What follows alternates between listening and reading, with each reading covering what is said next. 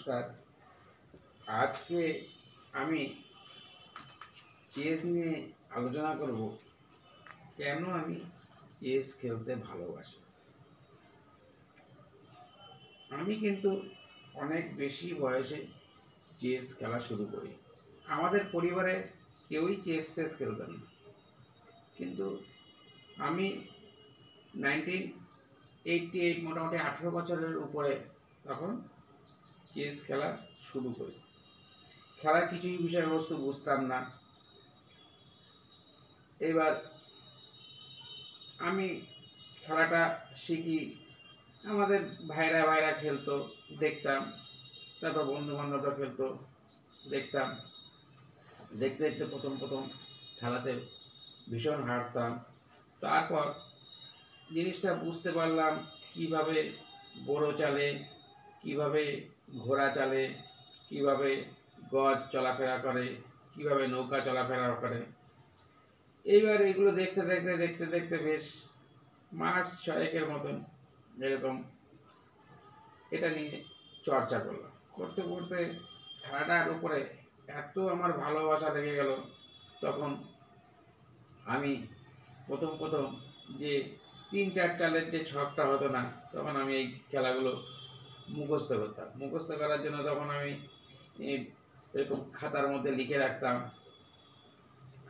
Opponent এরকম দিত, আমি তখন এইখানে গেলাম, পট করে যদি ও ভুল করে দেয়, হট করে কুইন ইন্টু F7, এইরকমভাবে চেকমেট হতো। তারপর কখনো দেখা যেত যে আমাদের বন্ধু বান্ধবের মধ্যে কতগুলো রঞ্জন ছিল, হিরণময় চৌধুরী বলে একটা ছেলে ছিল, সে তখন আর কি ওর এই যে দুটো নৌকা আছে, আমার এইখানটায় ইয়ে আছে, ও যে ওরা তখন বলতো যে দেখো এইটাকে ঢেউ খেলিয়ে খেলিয়ে চেকমেট করা যায় কীরকমভাবে। তাই আমি প্রথম বুঝতে পারতাম না। তো এরকমভাবে ধরে রয়েছে, এইখানটার মধ্যে নৌকাটার পজিশনটা এরকম রয়েছে, আমার রাজাটা এরকম রয়েছে। ও হয়তো প্রথমে দেখা গেল যে আমরা তো এখন তো এইসব কাটফাট করি, প্রথমে আস্তে আস্তে করে রাজাটাকে আগিয়ে নিয়ে আসতো, এইটা নিয়ে আসতো, নেওয়ার পরে এরকম চেক দিত, এই উঠতাম, আবার এইখানে আটকালো, তারপরে আবার রাজা এইখানে গেল, তারপরে এই চেক দিলাম, আবার নিচে গেল, নিচে যাওয়ার সঙ্গে সঙ্গেই ও আবার এই সাইডে গেল, আমি তখন এইখানে গেলাম, আবার চেক দিল, এবার ও এইখানে গেল, এইবার এইটাকে এইভাবে কাট আপ করলো, করার পর ও যেই নাকি এইখানে আমি রাজাটাকে নিয়ে গেলাম, ও তখন এইটাকে করলো, এবার রাজাটা আবার এই পাশে যাচ্ছে, তখন এইখান দিয়ে এরকমভাবে চেক দিচ্ছে, দেওয়ার পরে এইখানে গেল, এই যে এই রুক এন্ডিং, ডবল রুক, সিঙ্গেল রুক, কুইন।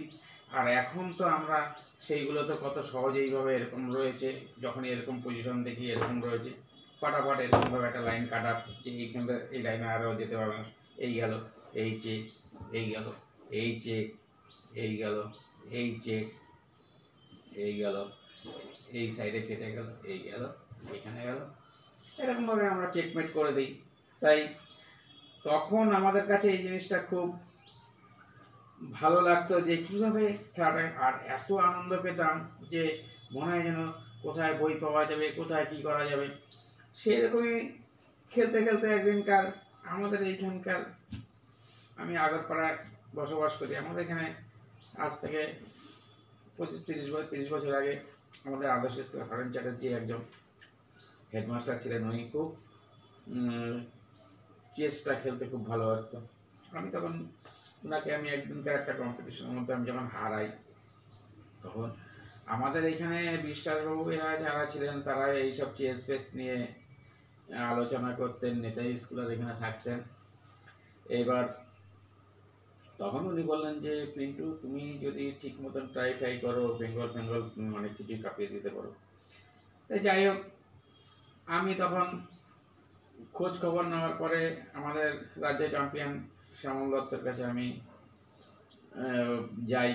যাওয়ার পর উনি আমায় বলছে এই যে তোমার বাড়ি কোথায়, তো আমি এবং সুকান্ত মণ্ডল, এখন বর্তমানে সুকান্ত মণ্ডল WBCS, যাই হোক,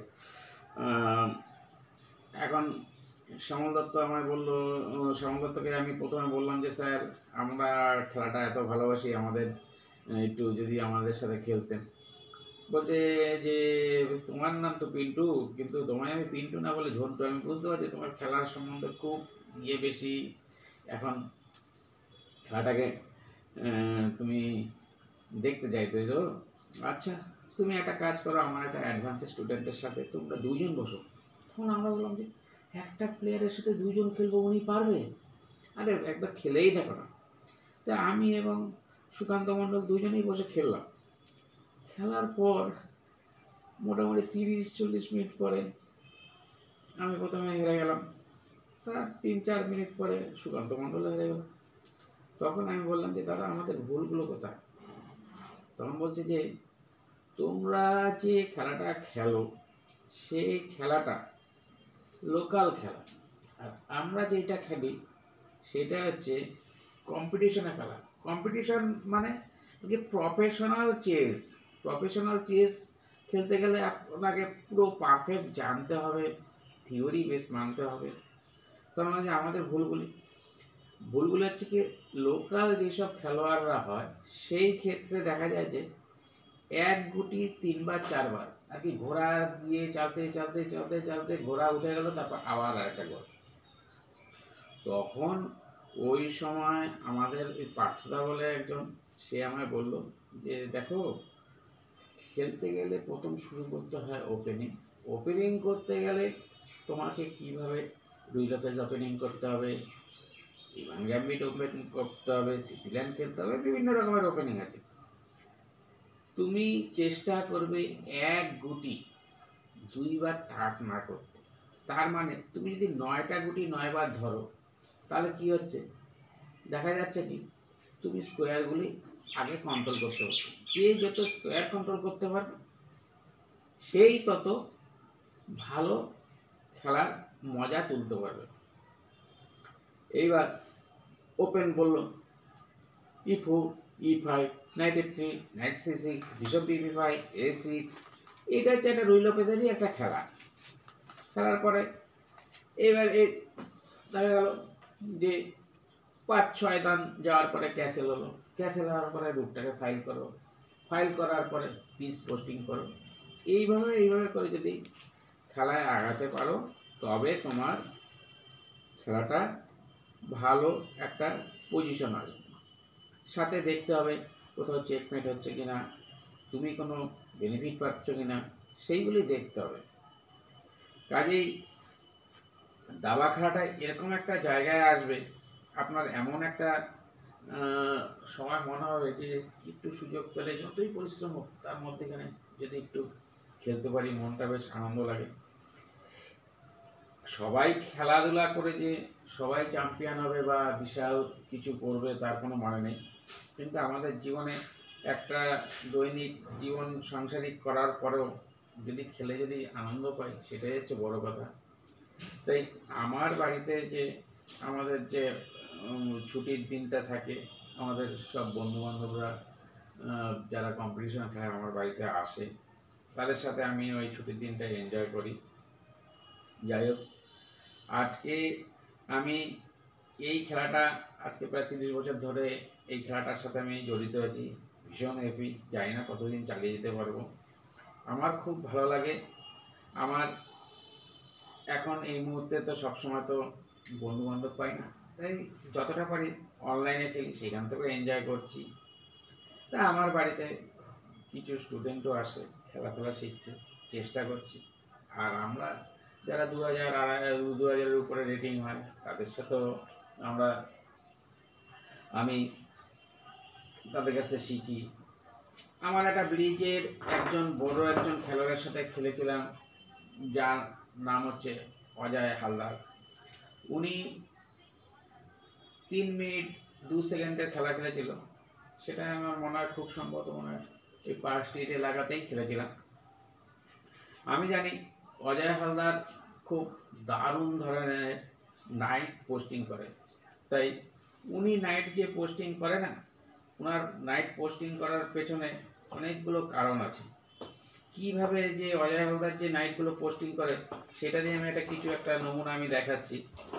এবার আমার বন্ধু বান্ধবের মধ্যে অনেকে বলে, পিন্টু তুমি কিন্তু অজয় হালদারের ঘোড়া থেকে খুব অ্যালার্ট থাকবে।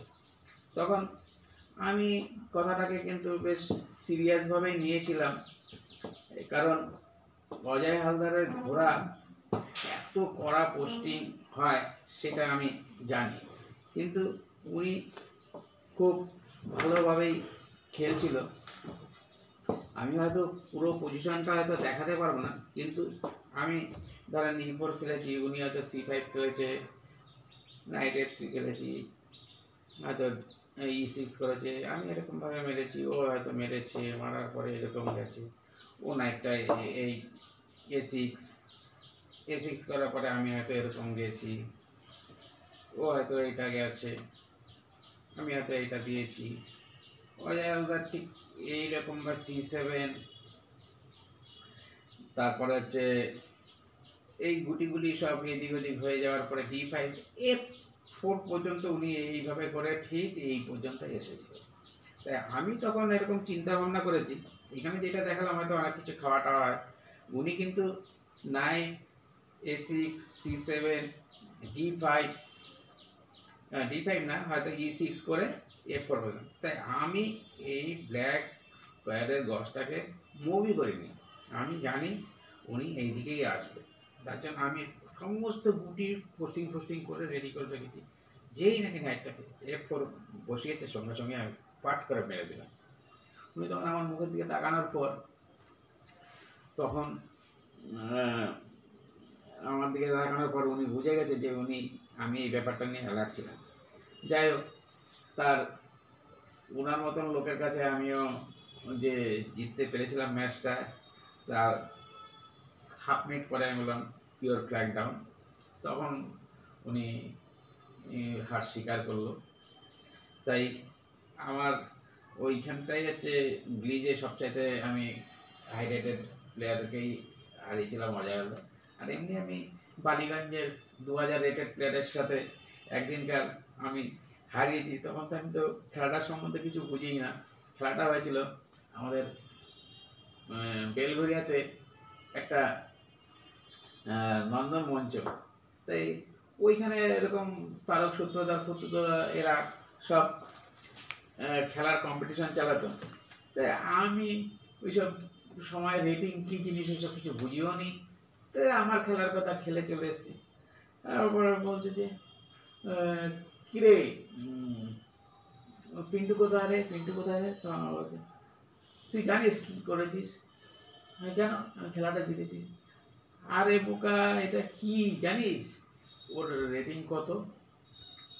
ওর রেটিং 2000-এর উপরে, আর তুই ওকে হারিয়েছিস। তা 2000 হয়েছে তো কি হয়েছে?